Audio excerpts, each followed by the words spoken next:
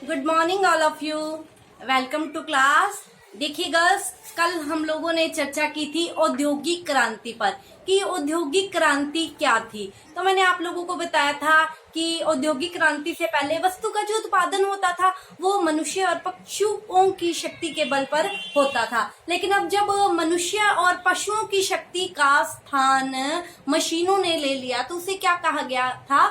औद्योगिक क्रांति कहा गया था। ठीक है, तो इसके साथ हम लोगों ने ये भी जाना था कि औद्योगिक क्रांति के क्या कारण थे, औद्योगिक क्रांति क्यों हुई थी। ठीक है, तो आज की क्लास में हमारा जो टॉपिक है, मैंने आप लोगों को बताया था कि 18वीं शताब्दी के मध्य में यूरोप में क्या हुआ था? औद्योगिक क्रांति हुई थी। ठीक है, और आज का हमारा टॉपिक है कि 18वीं शताब्दी के मध्य यूरोप में जो औद्योगिक क्रांति हुई थी, तो यूरोप में औद्योगिक क्रांति की जो शुरुआत है वो कहाँ से हुई थी। कहने का भाव ये है कि औद्योगिक क्रांति का आरंभ कहाँ से हुआ था। तो 18वीं शताब्दी के मध्य में यूरोप में जो औद्योगिक क्रांति हुई थी उसका आरंभ कहाँ से हुआ था? इंग्लैंड से हुआ था। तो आज का हमारा टॉपिक है कि इंग्लैंड में सर्वप्रथम इट मीन सबसे पहले औद्योगिक क्रांति आरंभ होने के क्या कारण थे।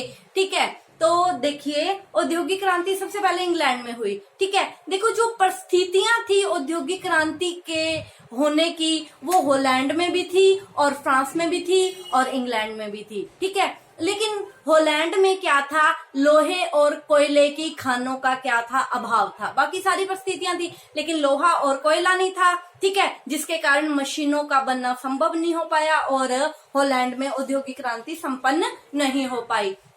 अब देखो दूसरा था फ्रांस। देखिए फ्रांस क्या है, अपने साम्राज्य विस्तार की होड़ में लगा रहा, वो औद्योगिक क्रांति की ओर ध्यान नहीं दे सका। अतः इसीलिए सबसे पहले औद्योगिक क्रांति जो है वो इंग्लैंड में ही आरंभ हुई। देखिए 3 देशों में परिस्थितियां थी, हॉलैंड में थी, फ्रांस में थी और इंग्लैंड में थी। ठीक है, और जो औद्योगिक क्रांति है वो सबसे पहले इंग्लैंड में हुई। तो आज हम अब ये जानेंगे कि औद्योगिक क्रांति सबसे पहले इंग्लैंड में ही क्यों हुई, क्या कारण थे।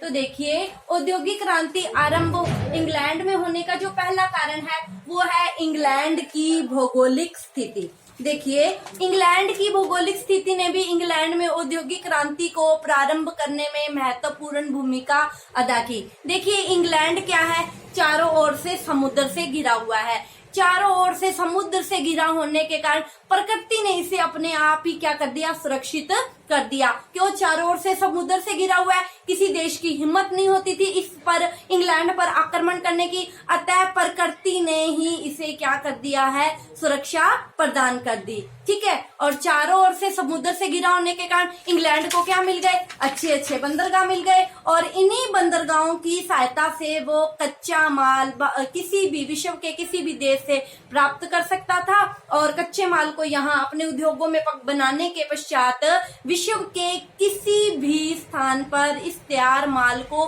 बेचने के लिए भेज सकता था। ठीक है, अब देखो चारों ओर समुद्र होने के कारण यहाँ की जलवायु क्या है? ठंडी है। यहाँ की ठंडी जलवायु होने के कारण यहाँ के लोग क्या है? ज्यादा परिश्रमिक है। ठीक है, ज्यादा परिश्रमी है और यहाँ के लोगों का जो बौद्धिक विकास है वो भी ठंडी जलवायु होने के कारण अच्छा है। ठीक है, इसीलिए भी यहाँ क्या हुई? औद्योगिक क्रांति संभव हो पाई। ठीक है, कहने का भाव ये है कि इंग्लैंड की शीतल जलवायु ने इंग्लैंड में औद्योगिक क्रांति को आरंभ करने में महत्वपूर्ण भूमिका अदा की। ठीक है, अब देखिए दूसरा कारण है इंग्लैंड का विशाल उपनिवेशिक साम्राज्य। देखिए हम लोगों ने जब मैंने आप लोगों को ये टॉपिक पहले भी करवा चुकी हूँ मैं, अब फिर से आपको, क्योंकि परीक्षा में इस पर कई बार क्वेश्चन पूछे जाते हैं तो मैं आपको परीक्षा में आने वाले इन्हीं छोटी छोटी चीजों के बारे में बता रही हूँ। तो देखिए हम लोगों ने एक टॉपिक पढ़ा था साम्राज्यवाद। ठीक है, तो देखिए इस समय विश्व के विभिन्न देशों के मध्य साम्राज्य विस्तार के लिए प्रतिस्पर्धा चल रही थी कि मैं अपना साम्राज्य बढ़ा लूं, मैं अपना साम्राज्य बढ़ा लूं। ठीक है, इन एशिया अफ्रीका के देशों को इन यूरोप के देशों ने अपनी साम्राज्यवादिता का शिकार बनाया था। ठीक है, कहने का भाव यह है कि एशिया और अफ्रीका के गरीब देशों को इन देशों ने अपना उपनिवेश बना लिया, इन देशों पर अपना अधिकार कर लिया। ठीक है, और इस साम्राज्यवाद की जो होड़ हो रही थी यूरोप के देशों में, होड़ मतलब प्रतिस्पर्धा, मैं आगे निकल जाऊं, मैं आगे निकल जाऊं, इस प्रतिस्पर्धा में सबसे आगे कौन रहा था? इंग्लैंड सबसे आगे रहा। इंग्लैंड ने एशिया अफ्रीका के देशों को अपना उपनिवेश इट मीन गुलाम बनाया, और इन्हीं उपनिवेशों से इंग्लैंड को क्या मिल जाता था? सस्ते दामों पर कच्चा माल मिल जाता था। देखिए, औद्योगिक क्रांति को चलायमान रखने के लिए क्या चाहिए था? कच्चा माल चाहिए था। ठीक है, जो इन उपनिवेशों से इंग्लैंड को आसानी से सस्ते दामों पर मिल जाता था, और फिर ये अपनी मशीनों में जाकर, अपने उद्योगों में जाकर उसको तैयार कर देता था, और वापस लाकर इन्हीं उपनिवेशिक बाजारों में क्या कर देता था? बेच देता था। देखिए, औद्योगिक क्रांति को चलायमान रखने के लिए दो चीजें चाहिए थी, कच्चा माल और तैयार माल को बेचने के लिए बाजार। वो इंग्लैंड को अपने इन उपनिवेशों से क्या हो गए? प्राप्त हो रहा था, कच्चा माल भी मिल रहा था और बाजार भी मिल रहे थे। इसीलिए सबसे पहले औद्योगिक क्रांति इंग्लैंड में संभव हो पाई। ठीक है, अब देखिए, अगला कारण था लोहे व कोयले की खानों का पास पास होना। देखिए, इसमें हम इंग्लैंड का सौभाग्य ही कहेंगे कि इंग्लैंड का सौभाग्य था कि इंग्लैंड में लोहे और कोयले की खानें क्या थी? पास पास थी। ठीक है, और इसी कोयले के माध्यम से लोहे को पिघलाना क्या हो गया? आसान हो गया, और लोहे को पिघलाकर किसी भी मशीन का आकार दिया जा सकता था। इसी कारण इन्हीं मशीनों के द्वारा क्या हुई? औद्योगिक क्रांति हुई। ठीक है, ये भी लोहे और कोयले की खानों का पास पास होना इंग्लैंड में औद्योगिक क्रांति के लिए उत्तरदायी था। ठीक है, अब अगला कारण है औद्योगिक क्रांति का इंग्लैंड में होने का, इंग्लैंड के लोगों का जीवन स्तर, उच्च जीवन स्तर। देखिए, इंग्लैंड के लोगों का जो जीवन स्तर था वो यूरोप के अन्य देशों के लोगों के जीवन स्तर की अपेक्षा क्या था? उच्च था।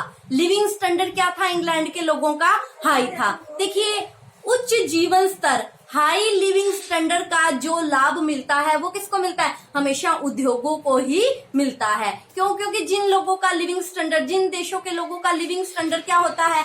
हाई होता है।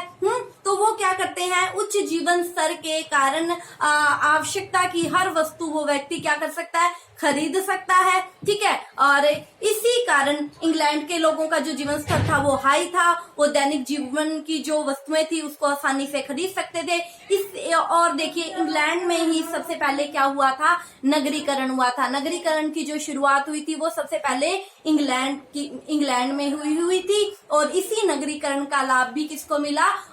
इंग्लैंड को मिला, और इसी नगरीकरण की कारण से ही इंग्लैंड में सबसे पहले औद्योगिक क्रांति संभव हो पाई। ठीक है, अगला कारण था इंग्लैंड की जनसंख्या में वृद्धि। देखिए, इंग्लैंड की जो जनसंख्या थी उसमें अचानक से क्या हो गई? वृद्धि हो गई। ठीक है, देखिए 17वीं शताब्दी में जहां इंग्लैंड की जनसंख्या 60 लाख थी, वहीं 18वीं शताब्दी में बढ़कर कितनी हो गई? 90 लाख हो गई। जनसंख्या बढ़ी तो लोगों की आवश्यकताएं बढ़ी। अब जब लोगों की आवश्यकता बढ़ी तो उसको जो परंपरागत साधन थे वो पूरा नहीं कर पाए। अब लोगों की आवश्यकताओं को पूरा करने के लिए अधिक से अधिक उद्योगों की स्थापना की गई इंग्लैंड में, जिससे इंग्लैंड में औद्योगिक क्रांति का मार्ग क्या हुआ? प्रशस्त हुआ। देखिए, अगला कारण क्या था? इंग्लैंड के पास सुदृढ़ या शक्तिशाली नौसेना का होना। देखिए, इस समय इंग्लैंड के पास क्या थी? विश्व की सर्वश्रेष्ठ नौसेना थी। ठीक है, और इसी शक्तिशाली नौसेना के द्वारा एक तो इंग्लैंड क्या है? विभिन्न देशों से जो आक्रमण होने वाले थे उन आक्रमणों से क्या हो गया? दूर रहा। शक्तिशाली नौसेना होने के कारण विश्व के किसी भी देश में इतनी पावर नहीं थी कि वो इंग्लैंड पर आक्रमण कर सकता। ठीक है, दूसरी ओर ये सुदृढ़ शक्तिशाली नौसेना होने के कारण ये क्या करता था? इंग्लैंड तैयार माल को विश्व के किसी भी देश में बेच सकता था और किसी भी देश से क्या है कच्चा माल मंगवा सकता था। इस प्रकार इंग्लैंड की ये जो शक्तिशाली नौसेना थी वो ही इंग्लैंड में सर्वप्रथम औद्योगिक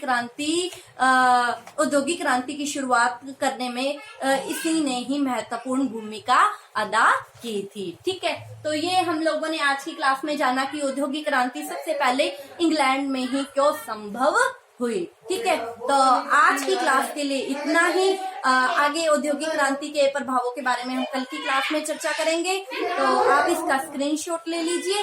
thank you all of you.